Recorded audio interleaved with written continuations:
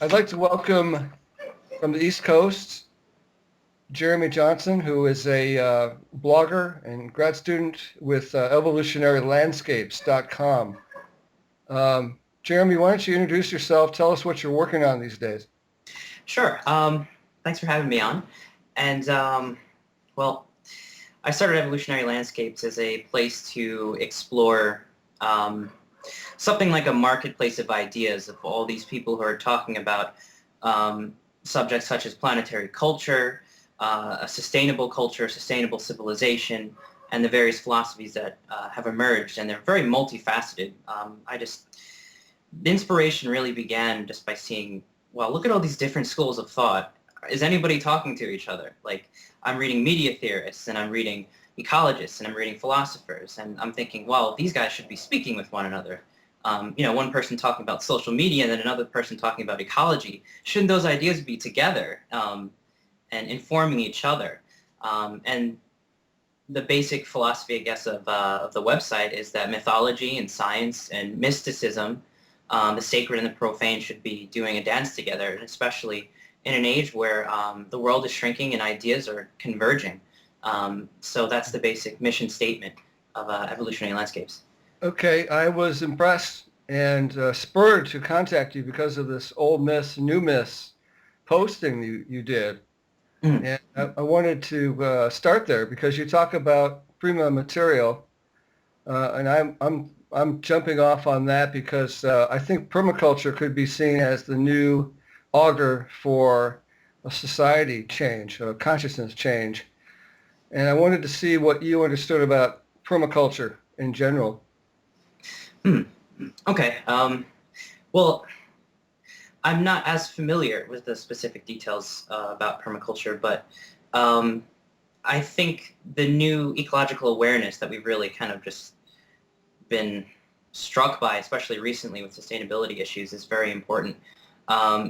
With examples, I wrote a blog last year during the oil spill, and I thought, at least mythopoetically, that's a great example of the prima materia, the sludge that needs to be transmuted into something, and it's kind of staring us in the face. Here we have like this black substance pouring over the earth and destroying things. It's like, can we get more explicit than what we need to work on in this age? So the idea of alchemy, I think, is very important. And I think that all of these ancient ideas that had to do with transmuting lead into gold and the profane into the sacred are very important for this age. So as far as permaculture goes, it's returning to the earth, it's returning to the dirt. And from that process, we're transmuting things that were not necessarily sustainable or healthy and into hopefully a healthier ecology between humans and the rest of the planet. But one example, of course, is I know recently on a TED Talk that I forgot his name, but he works with mycelial networks studying funguses, and he has this whole idea that we can use fungal networks to literally transmute like corrupted soil and make it healthy again. So it's that same idea. I think this is so central to what we're doing. Interesting. Okay, yeah, I like that. Yeah. Are you a scientific priest or a digital shaman? I would probably lean more towards digital shaman, but I love it. yeah. I found the term scientific priest in your post also of interest Mm. because I'm hoping to, through my stuff, fuse the science and the mystic as well. You've already referred to that goal. Mm. What would you say stands in the way of forming a more unified society from mystical people and the scientific and business communities? Um, that's a very loaded question. Yeah. Yeah. But I would definitely say a lot of it has to do with how fragmented the culture is as far as our specialization into certain forms of knowledge. To the point where sociologists and anthropologists should be speaking to each other more. So to some degree, I think a lot of it has to do with over-specialization of the fields of knowledge. But also, I think our vision of what reality is. We don't use the imagination. We don't realize how science is reflective of mythopoetic themes. I mean, science is just rife with mythology in its underbelly. Oh, okay. I mean, like, especially with big science, if you think big, I think William Aaron Thompson said this, if you think big, you think myth. And science is always, in its own way, thinking big. So I think it's more of, one of the problems is a kind of unconscious playing out of all these different forms of knowledge. They don't realize how they're all related to each other. So I think if we can, in some way, bring that unconscious interdependence into a conscious cooperative awareness of how the imaginal relates to the mystical and the mystical to the scientific, it kind of renders them already transparent. It's the scientist realizing, wow, I'm speaking about like the Big Bang and the origins of life, and this compares to like ancient creation stories about like how one becomes two, and things like that. So I think just by exposing each other to ideas and being in a place where that can happen, maybe is a way forward. But the way, of course, against that would just be hyper-specialization, nobody speaking to one another, that sort of thing. But I feel like that's sort of going on, it's on its way out. I mean, just the very structure of the web is really supporting a kind of convergence of ideas, even when people don't want to and don't feel comfortable doing that. It's just starting to happen more and more. I'm interested in if you see that there are people writing new mythologies, new stories called myths, and if there are such stories or myths, where are they and how can we find them? That's a really good question. That's something I've been exploring too. I think as far as where the myths are now, I think we're always in the process of myth making. Like, for instance, movies are kind of our form of modern myths, and cartoons and those sorts of things. So I would see those as us unconsciously trying to work out processes. I think the scholar John Ebert said that a movie is like a collective dreaming of a society. It's like a collective myth that we try to work out. So we have all these stories about robotic invasions and AI taking over. So we're struggling with the machine. We're struggling with the organism versus the machine and how to integrate that. But I think the way forward, of course, is always through the artist and the mythologist who's able to kind of bring everything together and offer a new vision or a new myth. But I think this question would be more appropriate for you because just everything you're speaking about with open myth source and everything, and creating toolkits for creating new mythology. So I would actually ask you, where do you see that emerging, and how do you see that as a very important aspect of what we're doing? Yeah, that's exactly what I'm doing in part. I just put out my 8th new myth, and it's set in the future. It has to do with a permaculture sort of guru who is producing clean air and soil material, compost for the community through a machine. But I look at that stuff that I'm writing with a grain of salt because I don't necessarily think it's reflective of Joseph Campbell in other ways that we classically look and judge mythology. So to answer your question, I think we are definitely in a transition point where how we look at myth, how we rewrite them, and what sort of themes we use, I think it's all up for grabs. And there's not a lot of standards, if we can be so crass as to apply a standard to a theme, or a myth rather. But I think it's a real fertile endeavor, and one that I want to expose myself and others to and debate as we move past the three-hour movie show, the disposable mythology of Thor and God knows who else is on the screen, into a more robust, sustainable vision or vibe.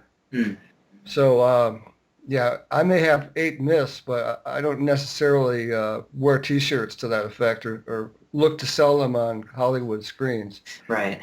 It's a very interesting, I don't know, call, I guess. So you'd What say I would, like your approach to myths is more participatory. It's more about um, communities coming together and converging and creating their own myths and their own ideas, their own visions.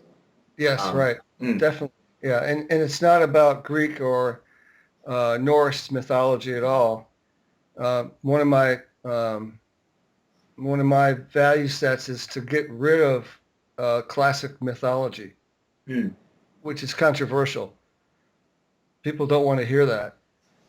yeah. They don't, they don't want to read a new myth. That's like uh, paradoxical and stresses them out. Mm, yeah. But that's okay. I Well, really yeah. like it. But But the foundations for mine are permaculture primarily, and this return to community gardens and seed banks and nature design. So mm, those are the themes that I'm looking at in terms of making mythologies. mm.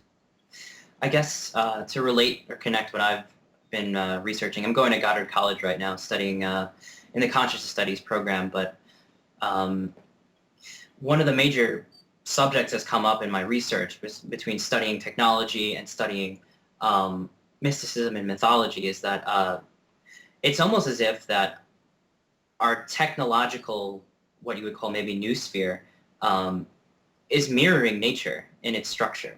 We're becoming more decentralized. We're talking about participation. We're interdependent. So it's like the very structure of society is in a state of what I've been calling like reversal. You know, reversal is the movement of the Tao. And we've come so far from being aware of nature, and yet the technological forces that have so detached us from nature, so to speak, are actually in a process of reversing that. So culture becomes as sophisticated and complex and dynamic as nature herself, and that kind of division disappears.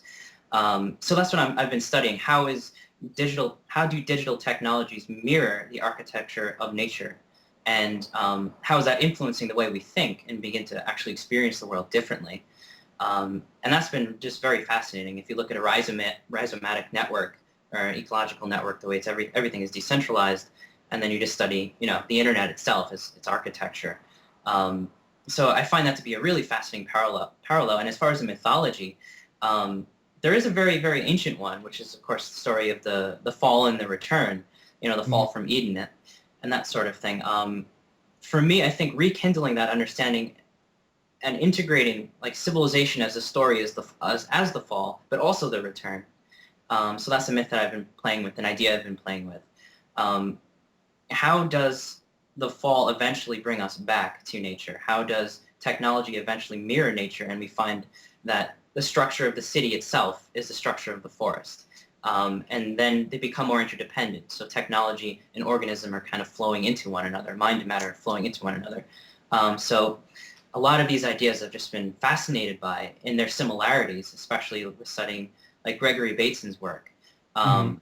And then cracking open a book from a media theorist who's talking about the internet. And they're both using these terms, assemblage, participation, networks. And I'm thinking, guys, you got to be speaking to one another. You're talking about the same archetypal process. And I think that's where myth comes in, of course, Okay. because myth is, it's archetype. It's the underlying reality. Um, so that's what I find so fascinating. And I think it can renew myth in many ways because we can just start to see how it is and has been playing out, despite our unconsciousness of it.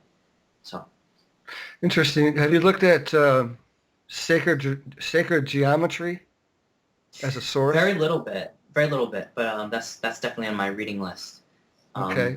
I'm yeah. talking to people on LinkedIn in one of my groups. I think it's permaculture support, something like Hmm. that. And they're offering up a lot of interesting parallels between natural systems and patterns and man-made stuff. So check that out. I can give you some Hmm. more ideas, offline too. Yeah, that'd be great. And just as a side note, the Earth is kind of behind you is kind of falling over a little bit. Just one Okay. side. Yeah. Thank you. All right, what else I got here? I got all kinds of good stuff.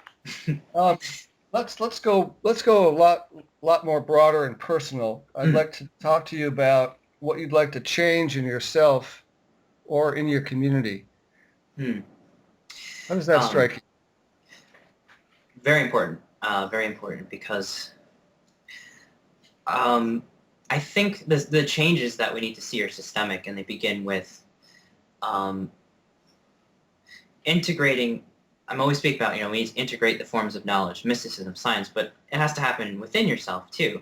Um, as far as like a general mythology, I would see both microscopic and macro, Mm. the integration of the human being, the bringing together of all these different fragments of ourselves into a greater whole. So as far as like my own practice, it's been very important for me to be both analytical and aware of more technical and scientific knowledge, but also intuitive, the imaginal, the dream world. So both of these things, and a meditative practice as well. So for me, it's been trying to integrate the inner and the outer, the both hemispheres of the brain sort of thing. Um, Right.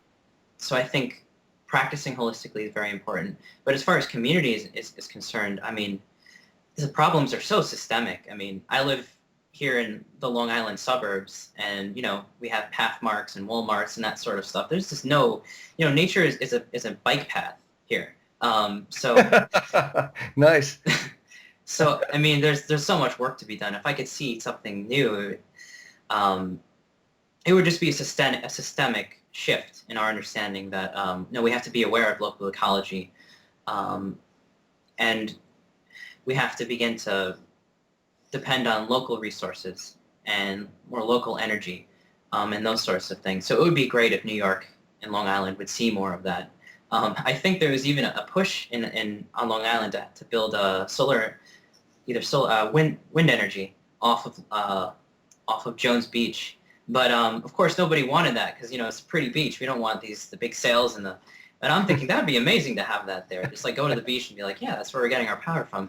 But Yeah, right. but instead we get our power, of course, from the grid and everything else. And um, so as far as local is concerned, I'm all for the use of more local energy and local food. I try to, on occasion, get stuff, but we only have a Whole Foods around here, and then the farms are all out east. Um, Yeah. so I don't know. My small problems are related to the big problems. I think it's a huge shift we have to make before I can even see anything locally, but it does begin locally. Um, Okay. and I think a lot of it has to do with like bringing more awareness to and more concern. We're not just going to go shopping. We're not just shoppers and consumers. For myself, this has been me producing a blog and creating and speaking with people Mhm. about very important issues. And it's not very difficult, especially with the new technology, to just get your voice out there and to start working with people and sharing ideas. So I think it's much easier now to organize. So I would love to see more local organizations that foster these sustainable ideas. Um, Okay. That's that resonates. I'm taking technology into all kinds of places and people. I'm not really worrying about where they are, their time zones. I'm mhm, just tracking them down and recording their ideas. So I'm acting locally and working globally. That's the mm. cliche, I guess. Yeah, that's a Um, good way to put it. yeah. Well, I'm interested in, um, you mentioned something in your blog, in your post, I believe, called Sacred Time. And I'm running a class right now called sacredpermaculture.net. It's Mm. a very short, individualized experience program or course. And I wanted to know what is sacred to you today? Mm. I asked Um, everybody that. It's my pet question, but um, it's a good question. yeah, yeah. Well, what's sacred to me? It's another cliche to say everything's sacred, but at least that's how I see. I try to see everything. I try to see it through I mean, I've studied mysticism. I have a practice. So I try to see the whole earth as sacred. I mean, the whole process itself of human evolution, evolution itself, and development of societies. So I think I would call it a mystical interpretation of history, and the process we're undergoing now. Like, there is something going on that we need to be doing. There is some kind of integration we need to be doing within ourselves. And Where does that mandate come from, Jeremy? It seems like you're saying that there's a higher power here that's calling us to do yeah. something. Is that true? Is that how you see it? I guess I would call it a higher power, but in the way, in a way that is immanent and both transcendent. In the way that a lot of the mystical traditions described the sacred as simultaneously beyond this world, but manifested and present throughout this world. So, I mean, as somebody who practices and does believe these things, I think there's sacred work to be done. And it's the whole image and idea of the fall and the fragmentation, the Tower of Babel sort of thing. So I think the work right now is the crisis. I think the crisis is sacred because what it's calling out in us is a desire to not transcend the world, but to heal and to integrate and to find that, the sacred is immanent and transcendent at the same time. A lot of ancient mythologies always speak about, escaping the world or transcending the world, or focusing on the eternal. But I feel that a lot of I guess you could call them non-dualistic kind of mystics, would see, well, the world is an expression of the infinite, and we're here as sort of, I guess, as the Carl Jung explored. The point of the alchemist is to reveal the inner light in the world. And that has to first be through us shedding our own ignorance. And then, of course, somehow working with the world as a kind of conscious, cooperative, I guess you might even call it a steward or something to that degree. So I see the crisis as sacred. I see the dirt and the work that we're going to have to do is the sacredness. And I don't know, civilization kind of bursting at the seams right now, with ethnic wars and everything, and sustainability issues and the ecological crisis. This is all sacred work. This is all us being called to remember and integrate ourselves. So I don't know, that's kind of a macroscopic vision, but No, that's fine. If everything's sacred, then what isn't sacred? There's got to be some stuff out there that isn't sacred at all. That's obvious. I would say there's even a point to the profane, but to be sublimated. So I would say ignorance and disintegration, things that kind of pull us apart rather than help us heal, things that focus on, that over-focus on one aspect and neglect the other. So a lack of integration and a desire to remain unintegrated, a desire to continue these processes of ignorance where we're destroying the planet and each other and not seeing the unity behind the diversity. I would say like those kinds of forces in the world are, I guess you would call profane because they promote ignorance of our, well, a mystic or a bodhisattva would say our true nature. So I would definitely say that. But even that has a point because it's kind of a gatekeeper that prevents you, and you have to transcend somehow. So. You haven't mentioned Catholic or the word religion, I don't think, in this context. That's fascinating to me because a lot of people are just weighed down by their church history and their dogma. Do you see mainstream Christian values as being sacred or not? Well, yes and no. I mean, there's like certain aspects to their teaching. Good works, compassion, the golden rule. I think these are all very important aspects of religion, but they're not equal to religion. Religion is, I just actually wrote a blog about this. It's a certain theme I've been exploring. How is religion changing? How are we evolving in the 21st century? What does religion look like? Or do we even need religion anymore? And if we don't have religion, what's at the heart of it? And of course, I feel that it's the spirituality does not equal religion. So that's probably why I haven't mentioned, Catholicism or specific sect. So I would say that the outer form of religion can always shift and change, but it's that inner essence that's more universal and transcendent, and that aspect definitely is that transcends any one religion. It's the whole idea that there are outer manifestations of God or Source or the divine, but as far as the inner, it transcends all of these forms. So I think, a religion or a mysticism of the 21st century wouldn't need the outer form so much, because when we literalize the doctrine, when we literalize the structure and identify with the manifestation rather than the inner source or origin of it, then we get stuck in these battles and fuse between dogmas and those sorts of things. So I think that's another thing we're going to really have to transcend and kind of continuously embody either a higher or more universal understanding of what's behind the different religions, which allows them to be. So Interesting. Hmm.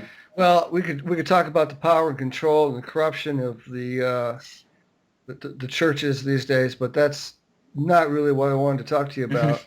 Yeah. I would like to shift to another sort of personal question, and help me to understand what your soul is, Hmm. and how that's important to us as two people, if it is at all, I guess,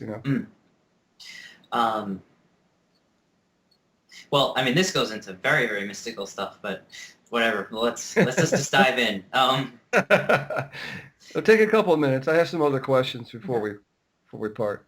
Okay. But I'm really interested in what the soul is to you, because it's lost to me. I would define. It's hard to define it, but in human terms, the soul is that eternal aspect of who we are, and well, in many of the classical religions, spiritual traditions, the idea is that the soul is that eternal aspect, and the physical form, of course, is just the manifestation. It's the ego. It's that which arises and will pass away. And of course, the soul is that which is eternal and does not come or go. It's, I guess, what I would call like our true nature, or something to that degree, something that is transcendent of the forms but is immanent in them. It's that old mythology that, the fall is like God just dreaming himself into reality, and then reality recollecting its true nature. And in the same way, I would say the soul is kind of micro version of that, like a fragment of light, fragment of God, who kind of goes through this process of remembering and experiencing separation in order to kind of come together, each in our own unique way. But that's, of course, the traditional way. But I'm inclined to feel that way. I'm inclined to feel, based on my own experiences and my own life path and how certain things have come together, things I resonate with. So I would say the soul is something that the whole of who you are. Okay, so how does that work in terms of this consciousness shift that that the fall and the rise that you talk about so often? How does the soul empower that process and help us to change? Or does it sit there until we're dead and then it goes somewhere else? How does it work?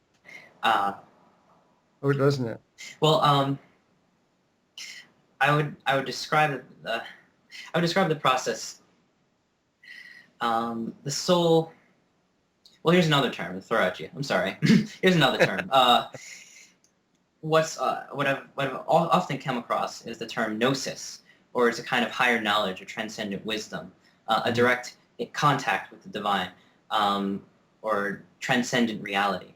And that's where the soul is. That's where we access that sort of thing. And as far as some of the teachers and writers such as Sri Aurobindo or Jean Gebser or even Rudolf Steiner often spoke about the bringing about or the flowering of the higher self or the soul into this world. So I would say that the soul is a very integral part. It's kind of like the light hidden or stuck within nature that needs to awaken to itself. So as far as the process of what we're doing right now, in the same vein as recollection, in the same vein as remembering,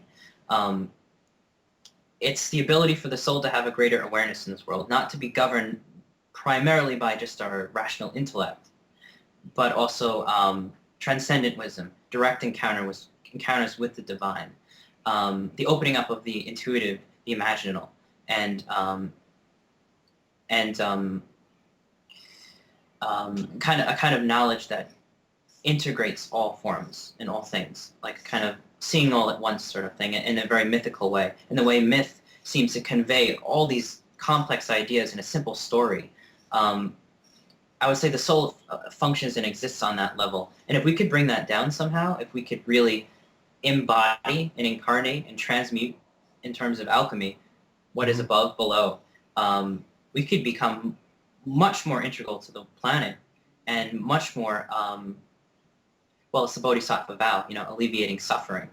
So I would say the soul has everything to do with awakening to who we are and integrating the spiritual knowledge with the physical and scientific. So I don't know if that's a rough definition.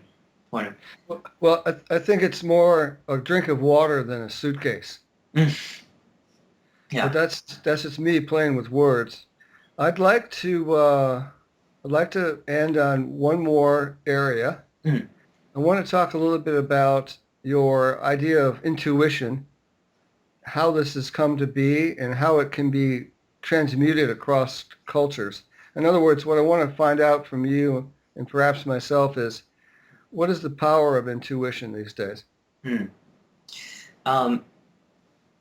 Well, here's a fun answer for you, because this brought up like 3 other things that I swear they're related. So the intuitive is very much connected to the imagination and the unconscious. These are aspects of human nature we've neglected, especially in our culture that is completely focused on the rational, the analytical, and the egoic. So the material focus on things.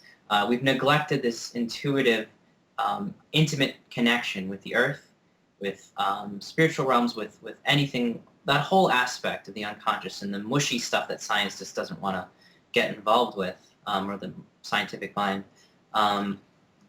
So part of what I've actually been studying is the shift of cerebral hemispheres in ancient societies. Many scholars say that we used to be much more intuitive. We used to be much more connected with the earth, and we used our imagination in what the scholar Owen Barfield described as original participation with the world.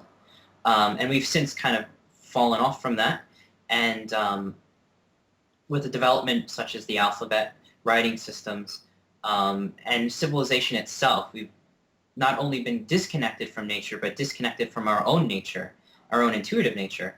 So intuition, as a form of knowing, as a form of knowledge, is something that's often neglected in our modern society.